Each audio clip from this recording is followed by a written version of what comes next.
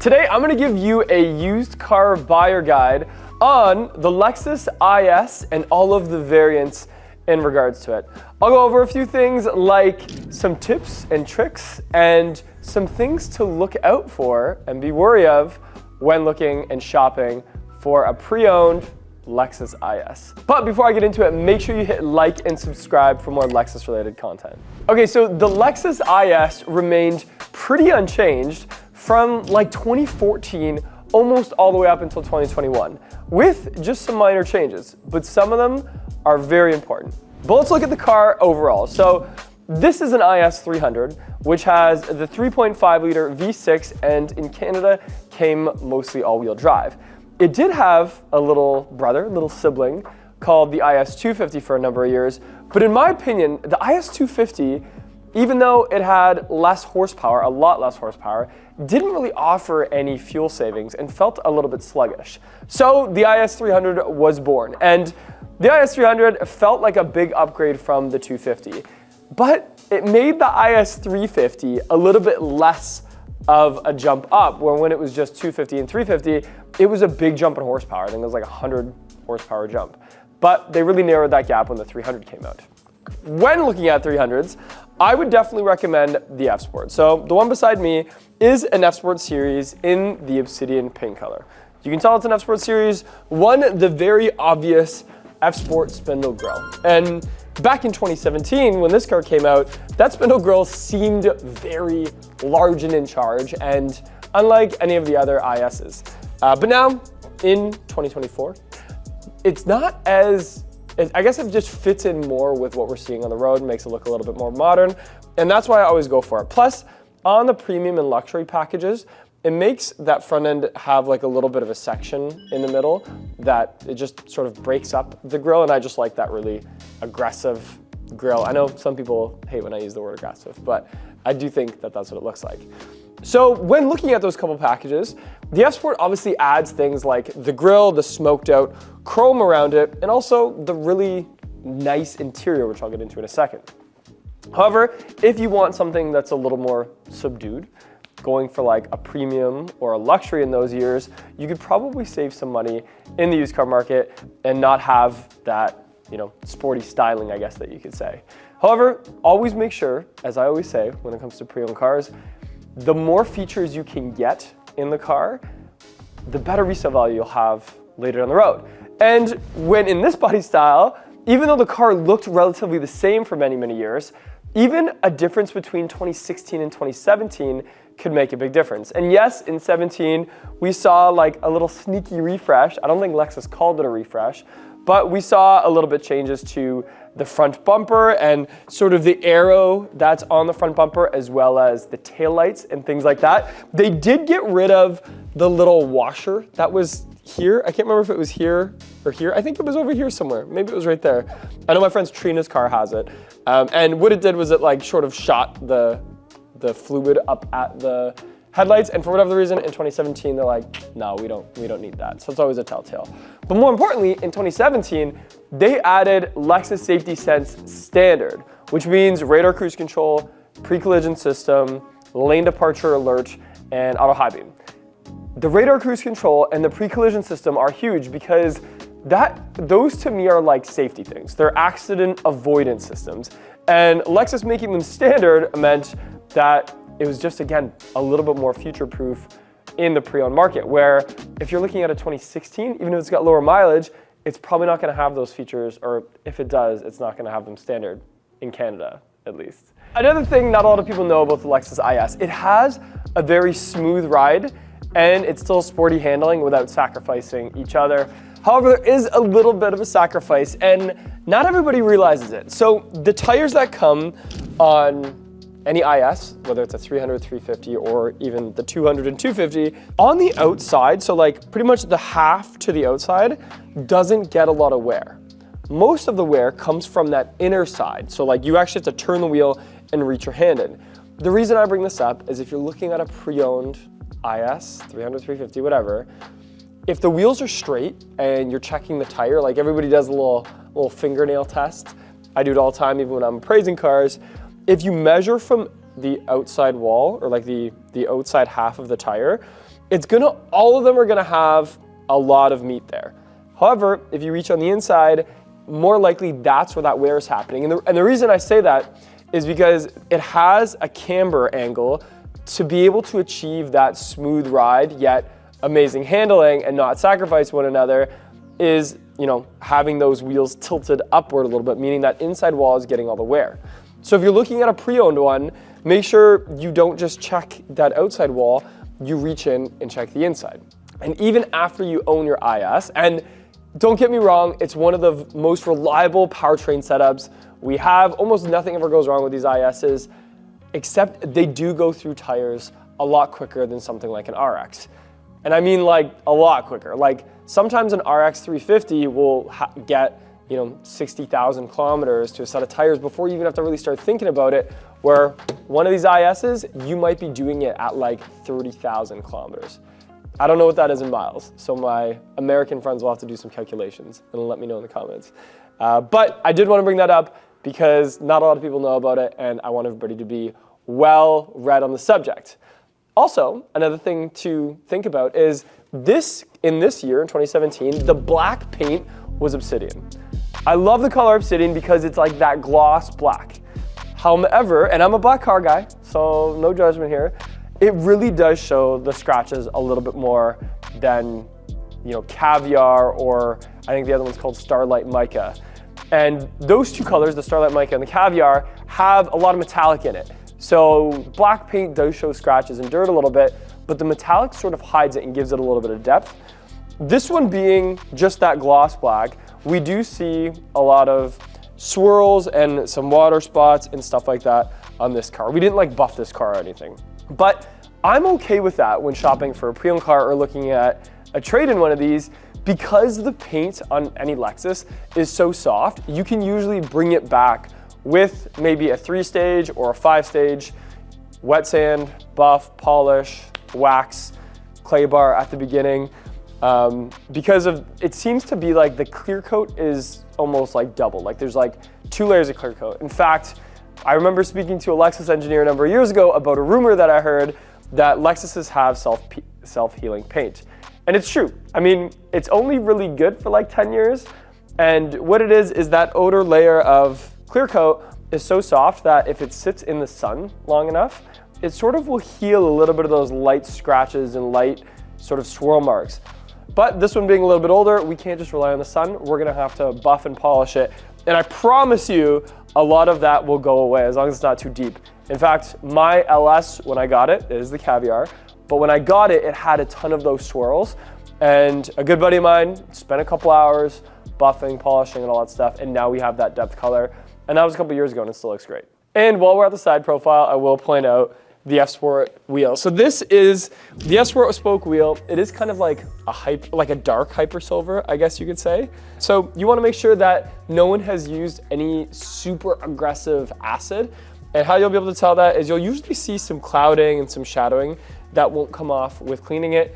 A good rule of thumb is when you're checking out one of these cars, if the wheels are important to you, you can always just run a finger over it. And obviously your finger's gonna get dirty and it's gonna have some brake dust and stuff on it. But just to look to see if that painted wheel has any, clouding or any, particles in it or stuff like that. With this wheel setup, I will say people do curb them a lot. That just happens. I have a guy that comes to the dealership about once a week to repair a bunch of our wheels because, it's just something that always happens. You can't avoid it. It's gonna break your heart the first time it happens. I promise you it's not the end of the world, but it's still something to mention. As we get to the rear of the IS, you will start to see things like the taillights change. So as I mentioned, the 2017 has a different taillight setup than the 16 and before, and that taillight does sort of freshen things up a little bit because this is a similar design to what we see even today. Well, I guess it's kind of finally starting to be phased out, but a lot of our cars still have sort of this stacked Lexus, I don't know what you call it, Lexus signature taillight, very similar to, some iterations like we saw even in stuff like the LC or the GS when it was around, or the new ES or anything like that. And that highlights a little bit of body blemishes, or I call it character, that this car has, because there really is a difference between a new car buyer and a used car buyer. I find a new car buyer really does want perfection or prefers perfection. However, a used car buyer sometimes is okay with the car having a little bit of character and maybe having to put a little bit of money into it to make it perfect. And this rear bumper is a perfect example. It does have, you know, a little bit of a crease going up here. And to repair it, it's not gonna be super scary. There's a few options you have. You could replace the bumper skin, and I'm just gonna spitball here. Maybe that'll cost, you know, somewhere like $400 for the skin and then paint and then install. So maybe you'd be around $900 to $1,000 Canadian to get this whole rear sort of fixed up. Or sometimes if it's just paint, you could do just a little blend or blow-in, as they call it at the body shop. And that could just run you a couple $100, and what they'll do is they'll just make this area look good like the rest of it. And I even had a friend that he only liked used cars that had, you know, a little bit of something cosmetic because it helped him justify the price, especially being a luxury vehicle. And this one in particular, being a higher package with low mileage and still being priced in like the high 20s, like 28.9 or something like that, we are of course going to see a few of those blemishes, but someone could really bring it back to life without having to put too much money or effort into it. Okay, a little bit more about the front end and when shopping for a pre-owned one, what to look for. One of them is the chrome around the grille can get a little discolored. I even see this one has a little bit of a crack in it. Sometimes it's hard to clean that off. You can replace that for not very much money, or I've even seen people wrap it in another chrome, just put another layer of chrome on top of it. A good friend of mine, Bilal, has taught me that a lot of times on used cars, he'll just get the front bumper redone. He'll pay that $400 to $700 because like bumpers get pitted and they're like the first portion of your car to be trajectorying through the air and the dust and the sand and the snow. So a lot of times just getting a new front bumper or getting it refinished can really brighten up a car. In the older ISs like this one, we still have that really nice Lexus signature daytime running light. We have bi-LED headlights, so low beam and high beam are both really, really good at night. And sometimes the pre-owned one, you'll even see this one here, for instance, has PPF already on the hood. So a protective film from here about 20 inches up or something like that. Under the hood, there's not a ton to really worry about on these ISs. You'll see things like some surface rust around the struts, perhaps. That doesn't scare me too much. This one has it on both sides. You always want to check the battery to make sure acid or any corrosion didn't really get amplified in that area. And then obviously just do a quick look to make sure there's no fluids that are obviously sitting anywhere because of the shape of the engine. If one of those gaskets were to be leaking or sweating, you would probably see evidence of it from the sides because the plastic panel only covers the top. So it's not the end of the world. You should be able to see under there. Which brings me to the point of Lexus certified pre-owned. A lot of times people think that that's just a marketing scheme or tactic, but it's really not, because dealerships actually have to pay a lot more money to even have the car ready for Lexus certified pre-owned. So even though Performance Lexus isn't a huge dealership, a lot of time percentage-wise, we have some of the most Lexus certified pre-owned cars. And that's because not every dealer subscribes to it or does it for every car. And what you get for that is a way more inspected, I don't know if that's the right way to say that, a way better inspected or more in-depth inspected car than just your regular safety.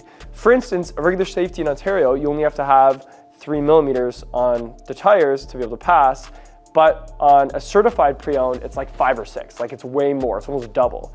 And everything, that goes for everything, even how it's maintained. A car can only pass like certified pre-owned if it's up to date with all the services. And I don't mean just oil changes, I mean like a service 1, a service 2, a service 3 at the 80,000 kilometer mark. So things like even transmission fluid and axle, checking the axles and stuff like that all come into play. A fly just landed on me while I said that. But there's also other benefits to it, like you can get subvented interest rates from Lexus for finding a car that's like that. So if you're more of that, like I need a nicer certified pre-owned or a nicer used car than just actually saving money, you will pay a little bit more for the certified pre-owned, but mechanically and sort of like the history of the car will be a little bit safer of a bet. Okay, so sitting in the IS300 F Sport, we start to see a few more of those higher end features start to play into effect here that you wouldn't be able to see from the outside. But before I get into that, I just want to say everything has held up very well. Not like the exterior on this one had a few character lines and blemishes that, again, we could take care of, but the inside is a pretty different story. I mean, other than a little bit of shininess on the leather steering wheel, the perforation and the F-Sport wheel itself has held up really well. I don't see anything at all in the seats that are indicating the age of this car. It is the Rioja red seats, and in some of the newer models, they change it to circuit red and then back to Rioja red. It flip-flops all the time. The Rioja red is like that dark wine red, and it's pretty much just the seat materials and a little bit of the door panels. On these ones, the carpets and the dash panels are all just black.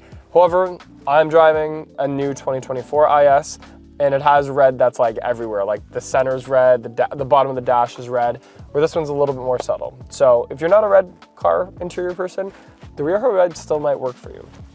Okay, so when I mentioned the features, so on the 2017, we see some upgrades, like a little bit wider of a screen that's a little bit higher definition.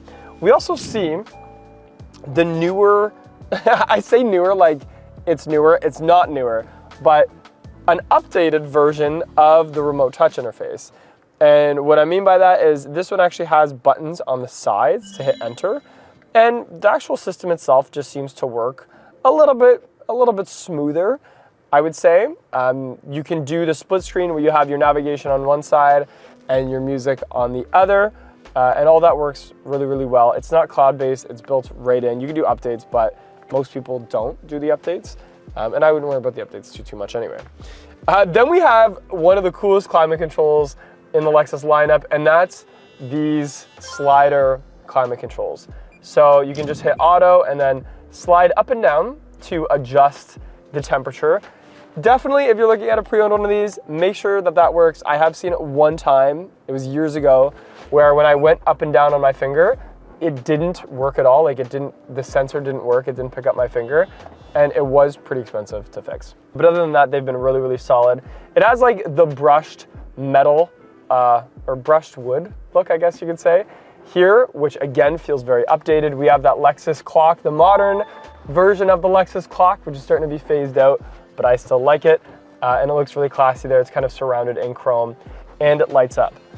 In terms of the MSD display, no, the multi-info display, the MID display, it does have, most of these ISs, any of the sports for sure, has the LFA display. So what that means is when you press one little button on the steering wheel, mechanically, the gauge cluster actually moves over and you could hear it. And I think Lexus purposely did it that you can hear it. I've never seen one of those have any issues, but you could just try it to make sure your car has it. The luxury and premium packages of this wouldn't have that digital screen there.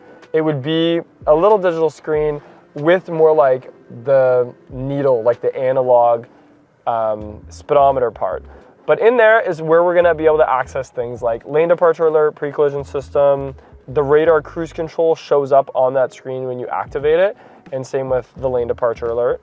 And those buttons are right here. And actually, that's a really good telltale if your car has the Lexus safety system for these years, is that just look for the radar cruise button and the lane departure button on the bottom of your right hand steering wheel, right there.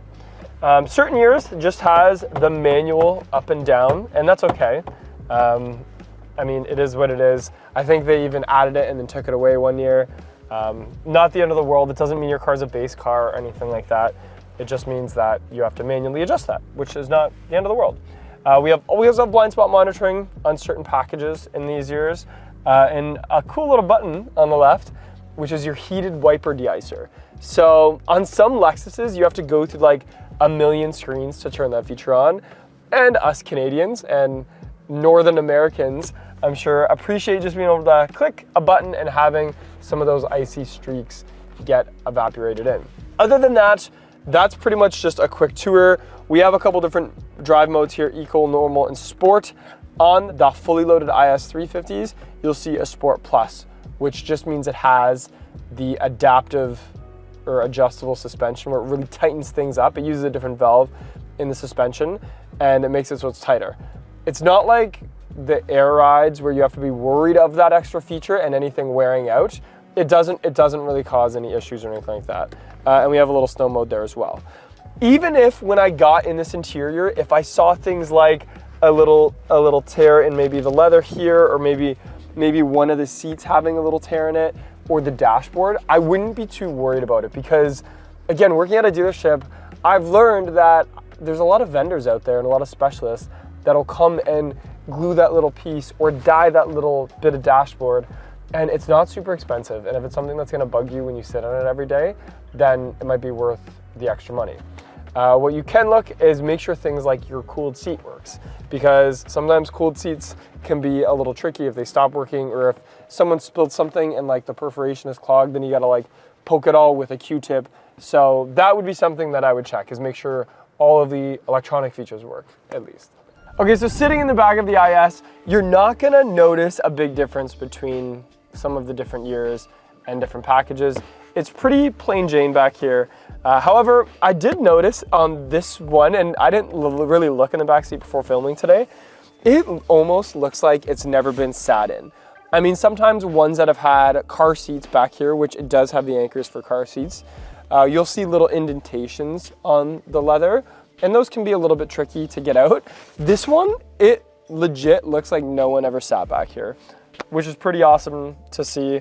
That's kind of like how I keep my cars, is like I don't really have tons of people in and out of the backs too often. I did notice, this being the F-Sport model, you also get a blacked out headliner, and all the other ones have like a beige or like a grayish headliner, so you always want to make sure you don't see any like grease stains and stuff. This one, I see a couple scuffs, but they're kind of just going away as I touch them with my finger. So not a big deal there, but I did want to at least mention that you get a different headliner in those F-Sport packages. And I swear, I'm not being like commissioned on selling F-Sport packages. I just really like it. It's my favorite one. So while I'm back here, in the trunk, you want to just make sure it has the full-size spare under that fake floor, which all of these ISs do. It sort of just sits underneath this floor. So all I would really do is check it. And it is really great if they still have the books. These are super expensive to have to order again if you really like having physical books. However, you can get them online as a PDF for free for pretty much any of your Lexus at any given time. And there you have it, a little bit of a used car buyer guide on the famous Lexus IS. And I have a little bit of advice for those of you trying to sell your Lexus IS. I mean, one is you can give me a call and maybe I'll buy it for the dealership. But two, some of those things that I mentioned cosmetically can go a long way with this car, because most of the buyers know that it's very reliable, it's a solid powertrain. Lexus is known for reliability. However, just showing a little bit of how well it was cared for. Things like getting that front bumper redone, getting that rear bumper redone, spending a little bit of that money can go a long way cosmetically to make it look just that much nicer to the next buyer. And to those buyers out there, even if it doesn't have that, it's not the end of the world, because we all know that it can be done pretty easily. And just remember, even the newest version of this car isn't that much different, other than a little bit more tech, a few more horses under the hood. But overall, it's still pretty much the same car that everybody knows and loves, because Lexus thought, if it's not broke, don't fix it. Anyway, I'm Dustin Mason from Performance Lexus in St. Catharines. Let me know what you thought of this video in the comments below, if I should do more used car buyer guides. I know I haven't done as many in the last few months, but I've been getting phone calls about my old ones, so I thought I'd do them again, and let me know which cars you think I should do them on. Thank you for watching, and I'll see you in the next one.